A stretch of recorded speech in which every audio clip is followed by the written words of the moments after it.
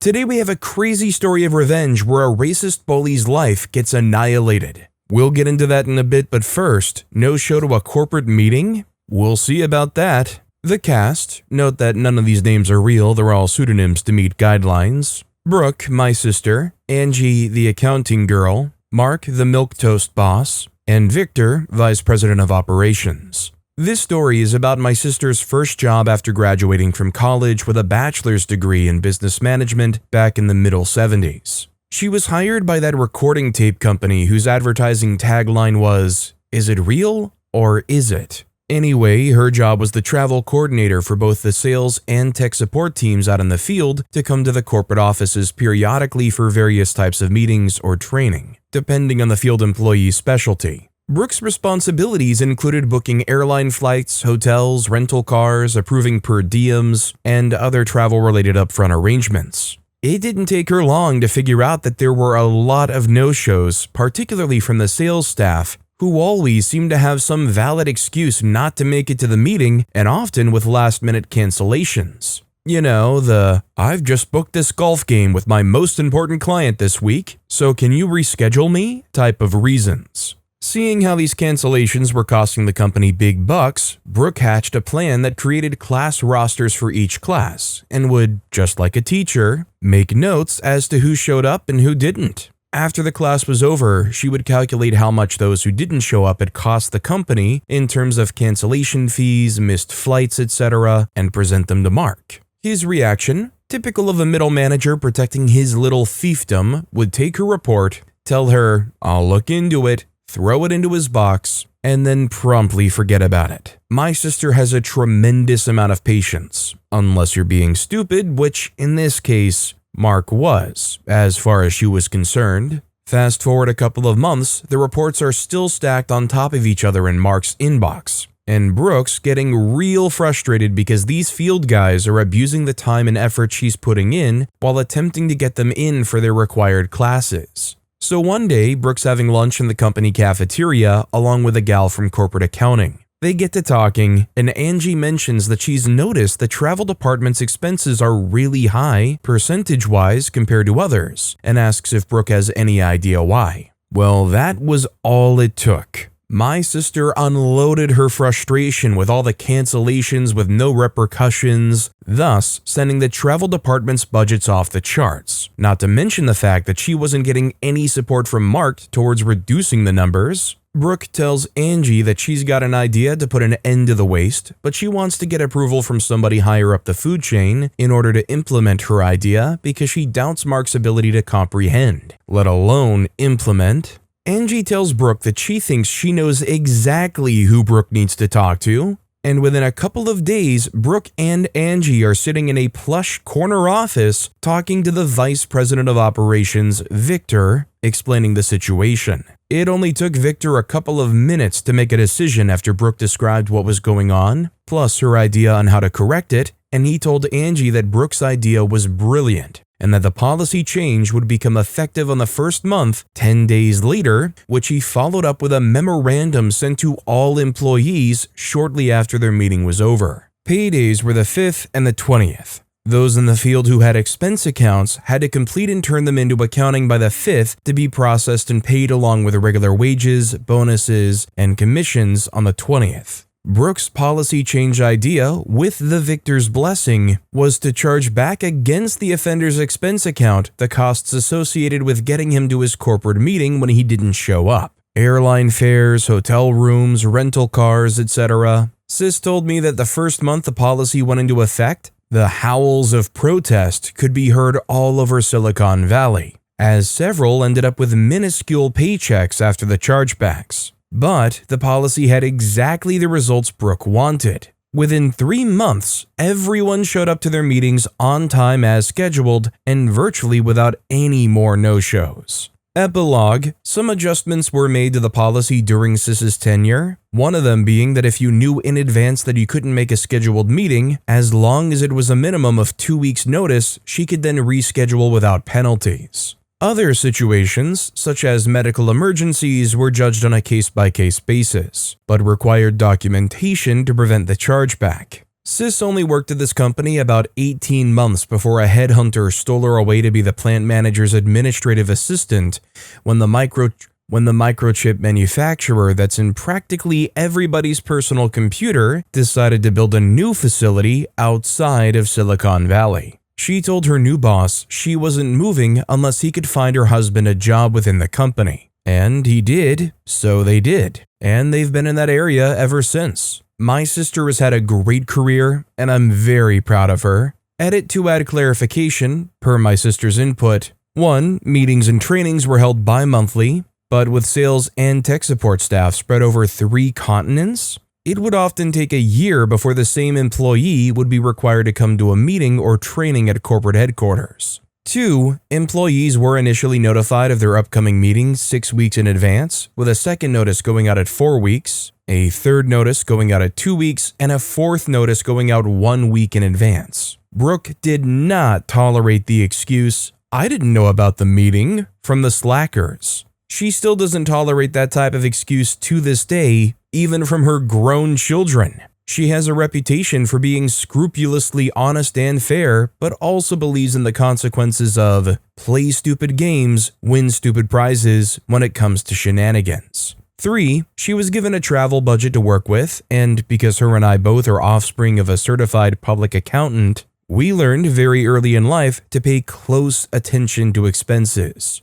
This background helped her spot the escalating travel costs due to cancellations, no refund policies, etc., due to the no-shows, thus leading to her motivation to bring her department's budget back in line. She's always been very conservative about money management, which has led to her and her husband being able to enjoy retirement without financial worries. 4. Brooke did not teach any of the meeting or training seminars. Her duties at these events consisted of making sure the facilities were set up appropriately for the type of class, checking participants in, and other similar tasks. Actual seminars were taught by corporate training staff. 5. As noted in the original story, sales staff were the worst offenders when it came to no-shows. Tech support people were rarely missing in action, per Brooke. The golf reference was simply an example of the type of excuses used for not attending that she would receive. 6. It should be noted again that the chargebacks for not showing up when scheduled were not deducted from the employee's basic wages and commissions. They were simply charged back to the employee's submitted expense reports.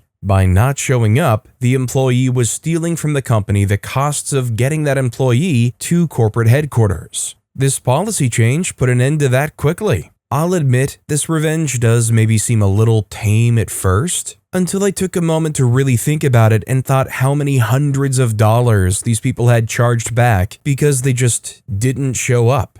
Definitely kind of a freak around, find out kind of revenge. Clutches0324 commented on the post, "Cringe. Your sister didn't even benefit from this since she moved on to someplace else soon after. And what did she even do exactly? Force those employees to go to a meeting? Cringe, absolute cringe." Rusty Sachs replied, "Actually, Clutches, she did benefit from the changes, as her quarterly bonus was tied to the department's performance. And the good old boys in the sales department, who were the worst offenders, begrudgingly began to respect the tight ship she ran because if they didn't, it bit them in their pocketbook." You also have to cringe at the fact that this was corporate operations in the 70s, much different than it is today. Oh, and by the way, she is by no means a Karen. She's one of the sweetest, most generous people you'll ever meet. Just don't cross her when it comes to business and getting things done.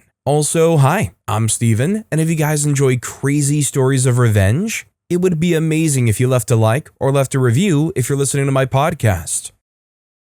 That said, our next story is Racist Bully Ruins My Life, I Annihilated Hers. So the title is self-explanatory, but you will be surprised. When I, female 28, was in elementary school, I had a bully. I'll call her Aya because it's the only nice thing I will ever do for her. It all started in the first grade. She was the instant popular girl because she talked about her time in Ghana. She was born and raised there up until she was 4 years old when her parents immigrated to America. And I thought that was so cool because the only immigrants I've ever known were from Mexico. I'm also Mexican, which is something you need to remember because we lived in Texas. I asked her what life was like in Africa. She looked at me and said in a very smug voice, "A lot better than Mexico." I thought that was weird, but I let it go because we were kids at the time and I think she just wanted to be cool or something. As the year went on, she always made offhanded comments about me being Mexican, and it was always directed towards me.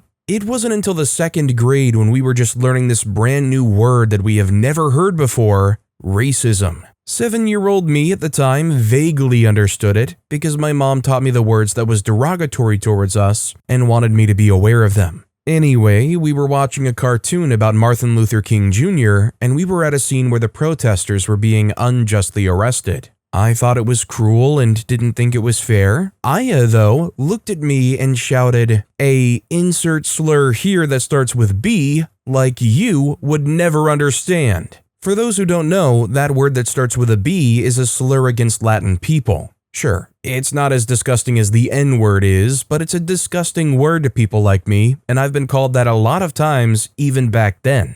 I was horrified being called that in the middle of class, and I looked at my teacher who just shrugged her shoulders and went back to the show. I couldn't believe it. We're learning about the civil rights movement, and I was called a racial slur in front of everyone. I tried asking my teacher why didn't she say anything because what A called me was a bad word towards me and my ethnicity. All she did was say, "It's just a word, OP, sticks and stones." I ran home in tears and told my mom everything. She was upset at first, but at the time she told me that Aya probably doesn't know that word was a bad word towards Latin people, and that maybe she'll figure it out when she's older or say sorry the next day. How wrong my mother was. For the next 4 years, Aya would throw racial slurs at me, calling me a B-word who eats nothing but beans, or another derogatory term because I must have crossed the Rio Grande River. I begged her every single time to stop, and I went to my teachers pleading with them for help, but they never did anything. It wasn't just the racial slurs she threw at me. She would insult me for the way I looked, the way my hair was,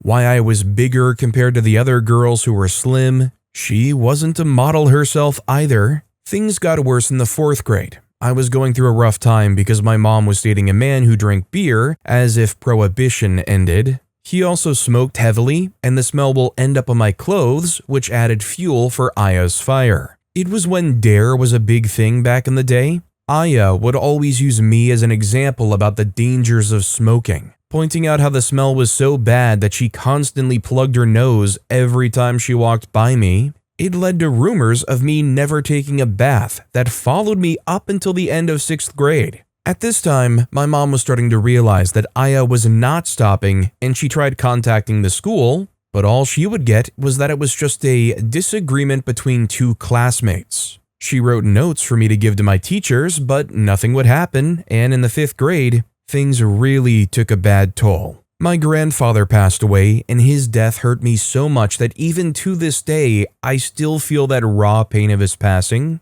Word got out to my school, and Aya walked up to me saying how sorry she was that my grandfather was gone. I naively thought that maybe, just maybe, she would stop being a bully and say sorry for saying racist things towards me. Nope. It's sad that he died to get away from you. I would too if I realized my granddaughter was so ugly. I broke into tears while she and a few of her friends laughed. And as always, none of my teachers did anything to stop her. I told my mom, who managed to finally get a hold of my teacher, and demanded that she do something about it, or else she was going to go up there and make her stop. So, for the first time in the whole year, my teacher walked up to Aya and told her to stop being so mean to me. Aya looked at her and burst into tears, crying that she was being so mean. "It's because I'm black, isn't it?" Immediately, my stupid teacher backed off.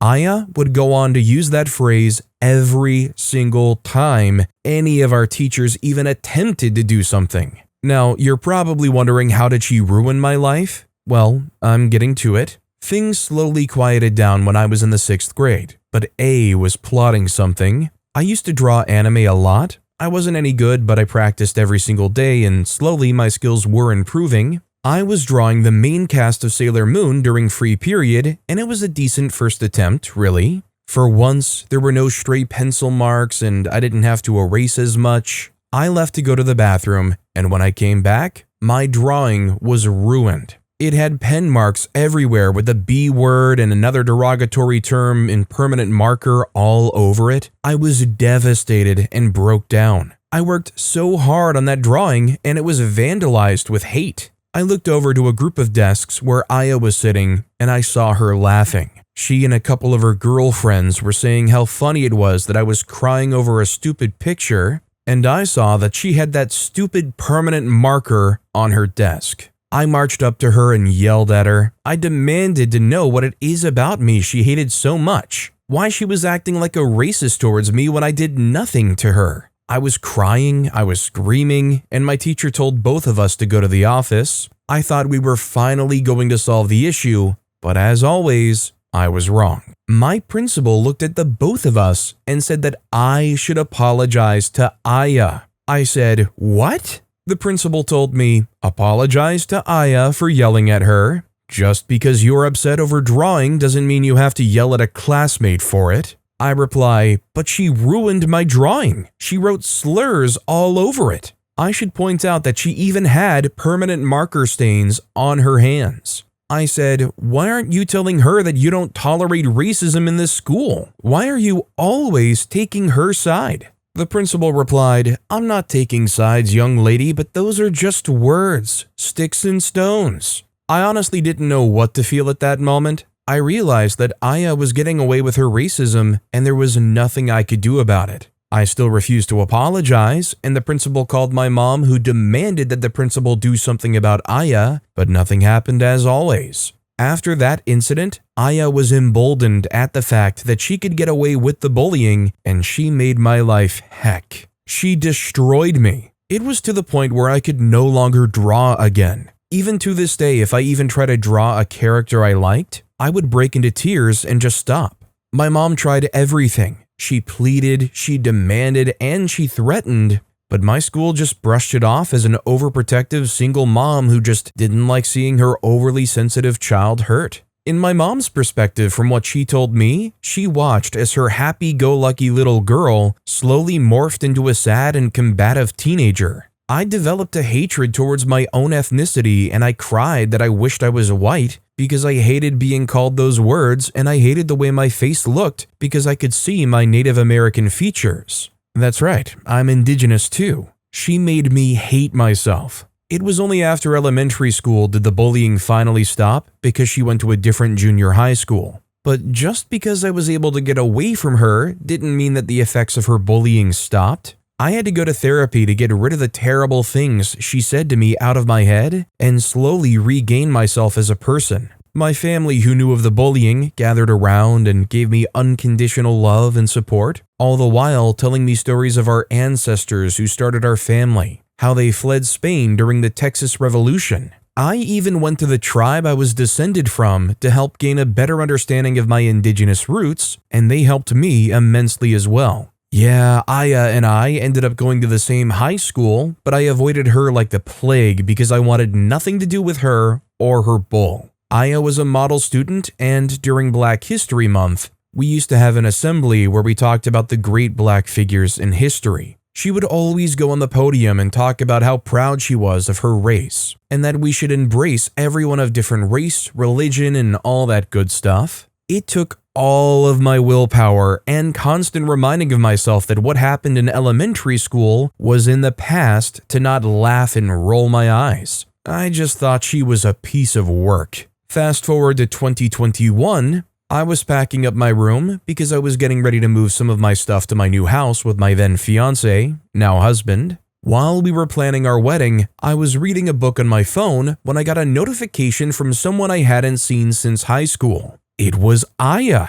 I'm an adult now, so instead of feeling the terrible anxiety I would always feel whenever I would get a note from her, I just looked at it annoyed and wondered what the heck did she want, and opened it. Apparently, she was hosting our elementary school reunion because the old building was being torn down in place of a new one. She was inviting everyone who went to school there so we can say goodbye to the old girl. Honestly, I didn't want to go because that school has done nothing but bring me grief and anger. Just driving by it over the years would make my heart pound uncomfortably. I wanted to decline, but I thought to myself, that stupid school will be destroyed. Why not spit on it or something? And then something sparked in my head. This could be my last chance to expose Aya for what she really was. Aya, no good racist who takes joy in other people's misery. And it wasn't just me that she threw racial slurs at, she was like that to everyone. From the girl who was from Delhi to a Chinese student who ended up transferring to a different school because he couldn't take it anymore. The planning. Having dinner with my mom, I asked her if she remembered the girl who used to bully me. She gripped her fork and said that she did remember and how much she hated that little jerk. I asked her if she remembered going to the school many times to complain about her, and she said yes, and that she had written down everything that was said. And knowing my mom, she never threw anything away because it was important documents. I decided to look into her old files, and I found them. It was not only the notes mom took, but it was also full of the hateful messages Aya wrote to me, even my Sailor Moon drawing that had those terrible racial slurs on it. The terrible feeling of self-hatred and sorrow came back in full. I was close to tears seeing that drawing and those notes. I really wanted to know why she had so much hate in her heart. After calming myself down, I went to work. I printed copies of the notes, along with a note from my principal which said, "It seems that Aya just called OP nasty words based on her ethnicity." It was even signed by the principal, which proved two things. Aya was a racist, and the school knew but refused to do anything. The revenge. The little party was basically a barbecue on the school playground. I showed up in casual clothing and saw my old classmates for the first time in years. To say the least, I was the only one who still looked fresh-faced and not worn down by parenthood. I did catch up to a few of them. Most of them were actually Aya's victims. But unlike me, they ignored her when she would bully them. Looking around, I actually saw some known members of our local equal rights group. I assumed she invited them because Aya made a name for herself over the years since graduation. It almost made me feel sorry for what I was going to do, and when I mean almost, I mean never. The little barbecue went by smoothly, and Aya was talking about the beautiful memories she had at our old school, and that she was so thankful that they welcomed her with open arms because she was an immigrant from a faraway country and was worried of not being able to belong. I remember how proud she was when she first walked into our class, no fear at all. After her passionate farewell speech, everyone in our class took turns saying their own farewells. They all put in half effort in their speeches, and some just said that the school was awesome. When it was my turn, I looked around and saw everyone staring at me. Aya standing there with a confident smile on her face, as if she thought I was so beaten down that I would just say whatever with the school and that's it. But nope. Over the years, since graduation, I sort of developed a I don't give a freak attitude. I say what I say, and I'll do a microphone drop if I have to. I talked about how I was so nervous going to the school because it was something new, and I knew that it would lead me to a path of adulthood. I talked about how this dang school had brought nothing but nightmares, horrible teachers, and a terrible student who bullied me so much that my poor mother had to spend thousands of dollars of her life savings just to give me therapy because I could not function well. I then looked at Aya and said that she was a prime example of the American dream,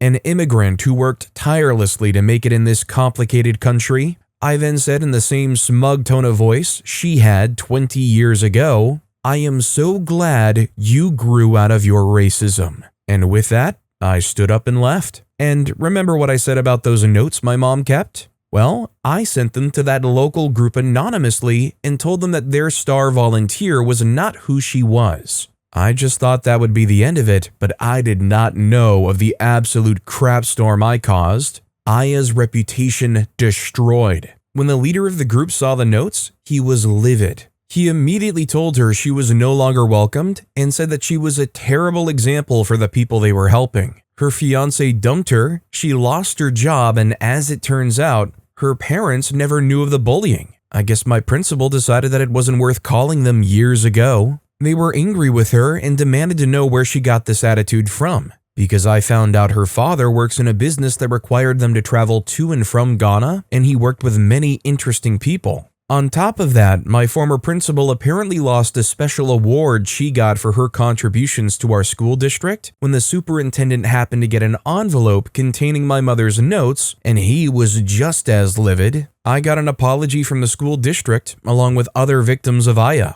They accepted that just to get over it, but I politely refused, saying that it was too little too late. I did get comments from my former classmates saying that I should have just let it all go, but here's the thing. I did get over it. I wanted nothing more than just to close that chapter in my life and move on, but seeing her name in that email really triggered something in me, and knowing that she was running around saying things which was the opposite of what she really believed, I wanted her to feel broken the same way as I felt. My mom was neutral about it. I don't resent her because she did everything she possibly could to stop the bullying. I'm thankful for that because in some stories I've seen on Reddit about people being bullied, their parents do absolutely nothing. I'm in a much better place now. I moved out of state after I got married, and I'm happy. Aya has attempted to contact me demanding I apologize for ruining her life, but I just ignored her and blocked her. I wish I knew why she had so much hatred. I was never rude to her. I thought she was cool that she was from Africa. I love their culture, and I thought it was awesome that she was a part of it.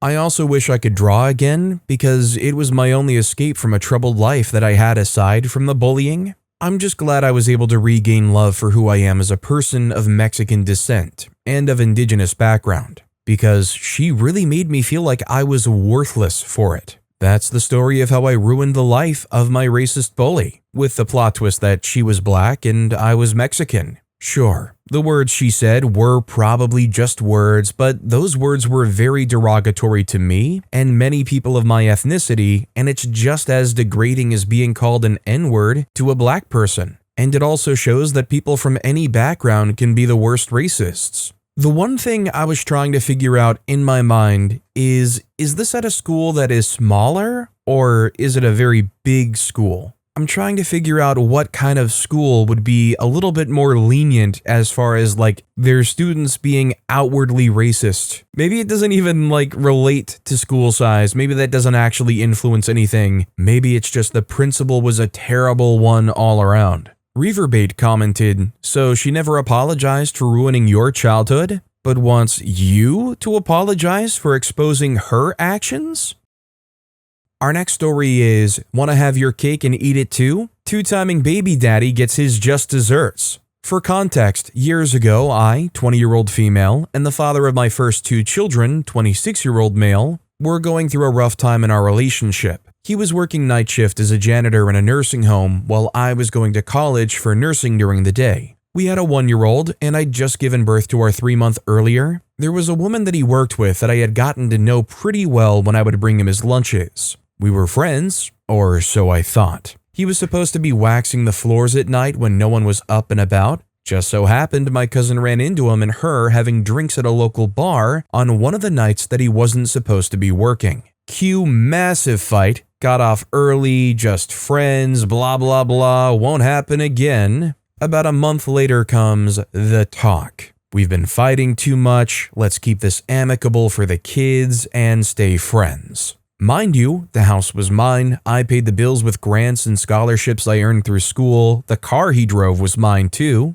I would be nice and allow him to stay until he got something figured out, still take my car to work. I still fed him, all that good nonsense. Then he starts loving and we continue a physical relationship. I happen to be feeding our son one morning when he still sleeps and his phone goes off. I know, don't look for it if you don't want to know, right? Turns out he's been carrying on a relationship with the other woman the whole time he's been with me. It would have been fine if that's what he wanted, if he wasn't doing the same with me at the same time. Cue petty revenge. I crawled back into bed with him, naked, and he snuggled up like he always does. I took pictures from his phone, nice and graphic ones. I sent them to her from his phone along with a very nicely, in my opinion, worded message explaining everything that he'd been up to and into. Then I got dressed to the wonderful pings from his phone and continued about my day packing his things. He woke a few hours later and went for his phone first thing. I happen to come into the room as he's trying to call her, and when he turns to look at me, I can see all the blood rush from his face. He can't even mount a defense as I tell him all about the conversation me and his new girlfriend have had, along with some photos. All his things are now out on the porch boxed up. I tell him he no longer lives in my house and to leave. He starts to blubber about where will he go. So I told him that he better call his girlfriend to come pick him up and live with her, because he sure as heck isn't using my vehicle anymore, and that sounds like his problem, and I shut the door on him. I had been with this man-child for 6 years, given my body, heart, and sanity to this man. Heck, I was willing to still let him live there, not paying bills, eat there, and drive my car, for him to be sleeping with both of us at the same time. Was it petty of me? Heck yeah, but it was deserved. I only have one thing to point out here. OP's ex-boyfriend was 26, as OP said. OP is 20, they have 2 children, and OP clarified they had had a 6-year relationship. What's 20 minus 6 and 26 minus 6? Basically, the dude was no good from the immediate get-go. But with that being said, that's all the time we have for today. Now, if you want to hear another crazy revenge story, check out that video on the left. Or if you missed my latest video, check out that video on the right. That said, I'll see you all next time with some more stories.